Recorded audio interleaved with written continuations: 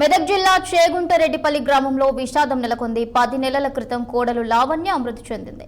భర్త ముత్యాలు, అత్త ఎల్లవ్వ లావణ్యను హత్య చేసి బావిలో వేశారు. లావణ్య బంధువులు ఫిర్యాదు చేయడంతో భర్త ముత్యాలు జైలుకు వెళ్లారు. ఇక గ్రామంలో ఎవరు వీరితో మాట్లాడకపోవడంతో మనోవేదనకు గురై ఎల్లవ్వ ఇంట్లో ఉరివేసుకుని ఆత్మహత్యకు పాల్పడింది.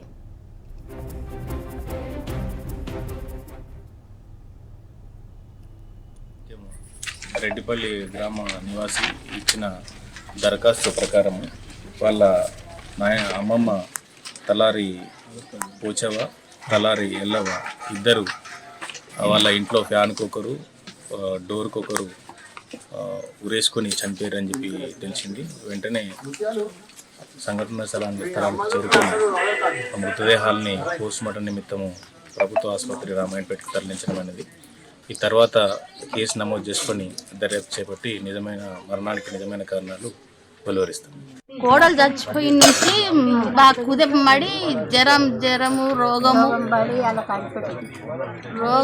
జ్వరము లోపల ఏం చూదరాంచిందో ఇది నీకు చేసి నీకు తిరగ చేయాలని ఆయన తల్లికి సగం చీర జింపి పెట్టినట్టుంది.